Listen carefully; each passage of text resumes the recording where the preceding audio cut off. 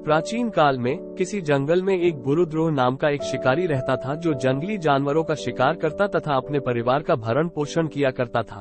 एक बार शिवरात्रि के दिन जब वह शिकार के लिए निकला, पर संयोगवश पूरे दिन खोजने के बाद भी उसे कोई शिकार न मिला। उसके बच्चों, पत्नी एवं माता पिता को भूखा रहना पड़ेगा, इस बात से वह चिंतित हो गया। सूर्यास्त होने पर वह एक जलाशय के समीप गया और वहां एक घाट के किनारे एक पेड़ पर थोड़ा सा जल पीने के लिए लेकर चढ़ गया, क्योंकि उसे पूरी उम्मीद थी कि कोई न कोई जानवर अपनी प्यास बुझाने के लिए यहाँ जरूर आएगा। वह पेड़ बेलपत्र का था और उसी पेड़ के नीचे शिवलिंग भी था, जो सूखे बेलपत्रों से ढके होने के कारण दिखाई नहीं दे रहा था। रात का पहला प्रहर बीतने से पहले एक हिरणी वहां पर पानी पीने के लिए आई। उसे देखते ही शिकारी ने अपने धनुष पर बाण साधा।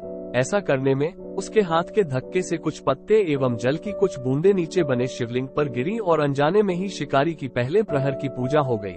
हिरणी ने जब पत्तों की खड़खड़ाहट सुनी तो घबरा कर ऊपर की ओर देखा और भयभीत होकर शिकारी से कांपते हुए स्वर में बोली, मुझे मत मारो। शिकारी ने कहा कि वह और उसका परिवार भूखा है, इसलिए वह उसे नहीं छोड़ सकता। हिरणी ने वादा किया कि वह अपने बच्चों को अपने स्वामी को सौंपकर लौट आएगी, तब वह उसका शिकार कर ले। शिकारी को उसकी बात का विश्वास नहीं हो रहा था। उसने फिर से शिकारी को ये कहते हुए अपनी बात का भरोसा करवाया कि जैसे सत्य पर ही धरती टिकी है, समुद्र मर्यादा में रहता है और झरनों से जल धाराएं गिरा करती हैं, वैसे ही वह भी सत्य बोल रही है। क्रूर होने के बावजूद भी शिकारी को उस पर दया आ गई और उसने जल्दी लौटना कहकर उस हिरनी को जाने दिया। थोड़ी ही देर बाद एक और हिरनी वहां पानी पीने आई। शिकारी सावधान हो गया, तीर सांधने लगा और ऐसा करते हुए उसके हाथ के धक्के से फिर पहले की ही तरह थोड़ा जल और कुछ बेलपत्र नीचे शिवलिंग पर जा गिरे और अनायास ही शिकारी की दूसरे प्रहर की पूजा भी हो गई। इस हिरनी ने भी भयभीत होकर शिकारी से जीवनदान की याचना की, लेकिन उसके अस्वीकार कर देने पर हिरनी ने उसे लौट आने का वचन ये कहते हुए दिया कि उसे ज्ञात है कि जो वचन देकर पलट जाता है उसका अपने जीवन में संचित पुण्य नष्ट हो जाया करता है। उस शिकारी ने पहले की तरह इस हिरनी के वचन का भी भरोसा कर उसे जाने दिया। अब तो वह इसी चिंता से व्याकुल हो रहा था कि उनमें से शायद ही कोई हिरनी लौट के आए और अब उसके परिवार का क्या होगा। इतने में ही उसने जल की ओर आते हुए एक हिरण को देखा। उसे देखकर शिकारी बड़ा प्रसन्न हुआ। अब फिर धनुष पर बाण चढ़ाने से उसकी तीसरे प्रहर की पूजा भी स्वतः ही संपन्न हो गई, लेकिन पत्तों के गिरने की आवाज से वह हिरण सावधान हो गया। उसने शिकारी को देखा और पूछा, तुम क्या करना चाहते हो? वो बोला, अपने कुटुंब को भोजन देने के लिए तुम्हारा वध करूंगा।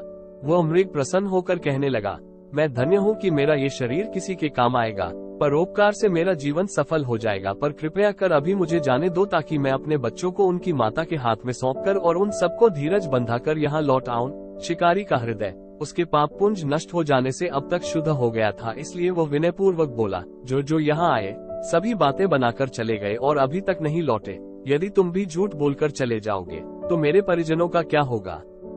रात्रि का अंतिम प्रहर शुरू होते ही उस शिकारी के हर्ष की सीमा न थी, क्योंकि उसने उन सब हिरनियों को अपने बच्चों सहित एक साथ आते देख लिया था। उन्हें देखते ही उसने अपने धनुष पर बाण रखा और पहले की ही तरह उसकी चौथे प्रहर की भी शिव पूजा संपन्न हो गई।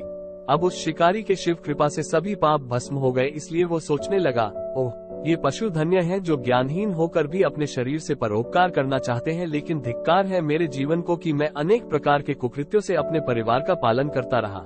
अब उसने अपना बाण रोक लिया तथा मृगों से कहा कि वे सब धन्य हैं तथा उन्हें वापस जाने दिया। उसके ऐसा करने पर भगवान शंकर ने प्रसन्न होकर तत्काल उसे अपने दिव्य स्वरूप का दर्शन करवाया तथा उसे सुख समृद्धि का वरदान देकर गोह नाम प्रदान किया।